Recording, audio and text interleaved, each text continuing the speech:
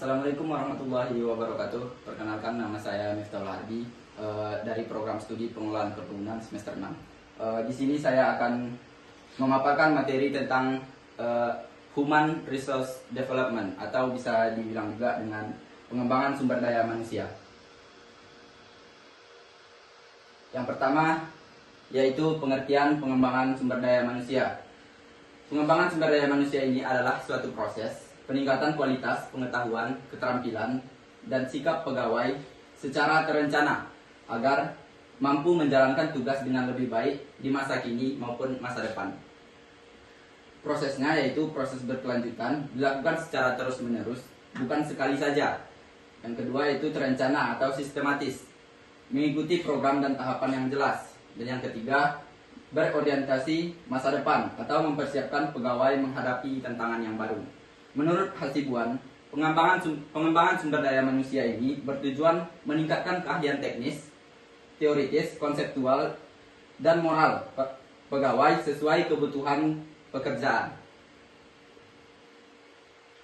Tujuan pengembangan sumber daya manusia yang pertama yaitu meningkatkan produktivitas. Pegawai bekerja lebih efektif, efisien, dan berkualitas. Yang kedua, mengembangkan kompetensi sehingga menambah pengetahuan pegawai dan keterampilan baru sesuai bidang pegawai itu. Yang ketiga yaitu mempersiapkan promosi. Mempersiapkan promosi ini yaitu menyiapkan pegawai untuk jabatan atau tanggung jawab yang lebih tinggi nantinya. Yang keempat yaitu mengurangi kesalahan kerja. Pegawai yang telah melakukan pengembangan sumber daya manusia nanti akan jadi lebih terampil sehingga kesalahan dapat menurun. Yang kelima yaitu meningkatkan loyalitas. Karyawan merasa akan dihargai dan termotivasi bertahan. Yang keenam yaitu adaptasi perubahan. Menyiapkan SDM menghadapi teknologi dan perubahan organisasi yang ada. Jenis-jenis pengembangan sumber daya manusia itu terbagi kepada dua. Yang pertama berdasarkan tempat pelaksanaan dan berdasarkan sasaran pengembangan. Berdasarkan tempat pelaksanaan itu ada tiga. Yang pertama, on the job training. On the job training ini yaitu pelatihan yang dilakukan langsung di tempat kerja sambil bertugas atau sambil bekerja. Yang kedua yaitu off the job training. Off the job training ini yaitu pelatihan di luar lingkungan kerja, misalnya seminar atau workshop. Yang ketiga yaitu vestibule training. Vestibule training ini yaitu pelatihan menggunakan peralatan tiruan yang serupa dengan kondisi nyata. Yang kedua yaitu berdasarkan sasaran pengembangannya. Berdasarkan sasaran pengembangannya ini ada tiga. Yang pertama yaitu pengembangan teknis. Pengembangan teknis ini nantinya akan meningkatkan kemampuan teknis atau keahlian khusus karyawan, lingkup pekerjaannya. Yang kedua yaitu pengembangan manajerial, membekali kemampuan memimpin dan mengelola tim. Yang ketiga yaitu pengembangan pribadi. Karyawan nantinya akan membangun sikap, etika, dan motivasi kerja yang telah dia alami dengan pengembangan sumber daya manusianya. Ini merupakan suatu studi kasus. Contohnya program pelatihan karyawan PT Maju Bersama. Studi kasus penerapan pengembangan sumber daya manusia pada perusahaan manufaktur skala menengah. Yang pertama yaitu terkait permasalahannya. Permasalahan pada perusahaan ini yaitu produktivitas karyawan menurun akibat kurangnya keterampilan akan menghadapi mesin produksi yang lebih baru atau lebih berteknologi terbaru. Solusi yang akan diterapkan yaitu perusahaan mengadakan pelatihan on the job training selama 2 bulan dengan instruktur ahli yang telah memahami alat-alat yang baru itu. Yang ketiga, hasil yang dicapai. Hasil yang dicapai ini nantinya produktivitas meningkat 25%, tingkat kesalahan menurun, dan karyawan lebih percaya diri akan pekerjaan yang akan dihadapinya. Selanjutnya, manfaat pengembangan sumber daya manusia. Manfaatnya itu terbagi kepada dua. Yang pertama yaitu manfaat bagi organisasi. Yang kedua, manfaat bagi karyawan itu sendiri. Yang pertama, manfaat bagi organisasi. Manfaatnya yaitu meningkatkan efisiensi dan produktivitas kerja.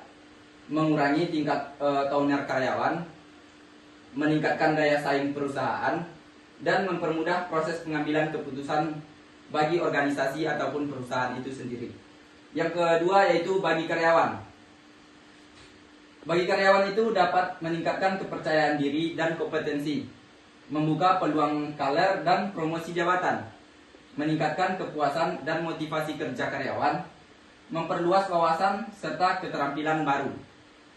Pengembangan sumber daya yang konsisten itu menciptakan hubungan saling menguntungkan antara organisasi dan karyawan. Organisasi tumbuh, karyawan nantinya akan berkembang. Fungsi pengembangan SDM.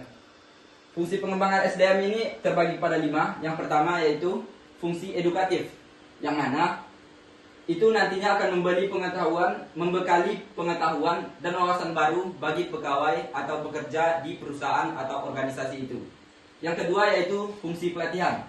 Fungsi pelatihan ini mengasuh keterampilan teknis sesuai tuntutan pekerjaan yang dialami karyawan itu sendiri. Yang ketiga yaitu fungsi penilaian. Fungsi penilaian ini mengukur kinerja pegawai sebagai dasar pengembangan lanjutan. Yang keempat yaitu fungsi pengarahan. Fungsi pengarahan ini nantinya akan membimbing pegawai agar bekerja sesuai standar organisasi ataupun yang diinginkan perusahaan itu sendiri.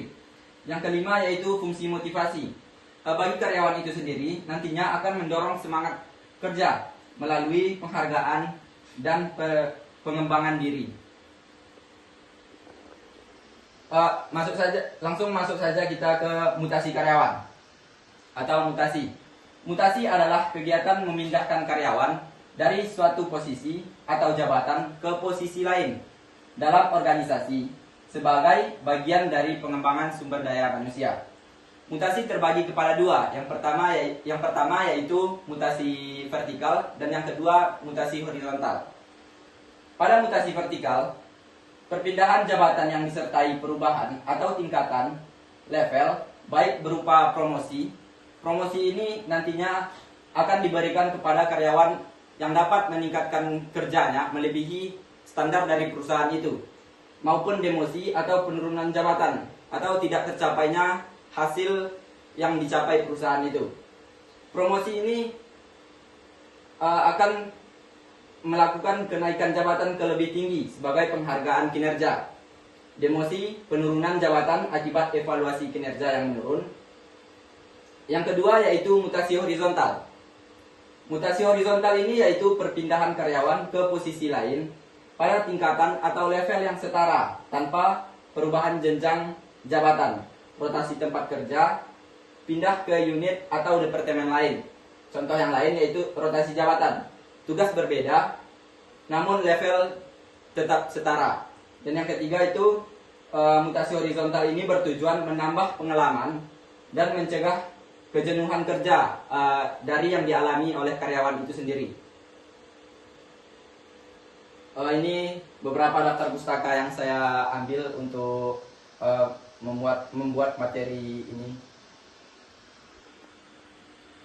Mungkin itu saja yang dapat saya sampaikan. Saya Miftahul Harbi, pamit undur diri. Apabila banyak kata-kata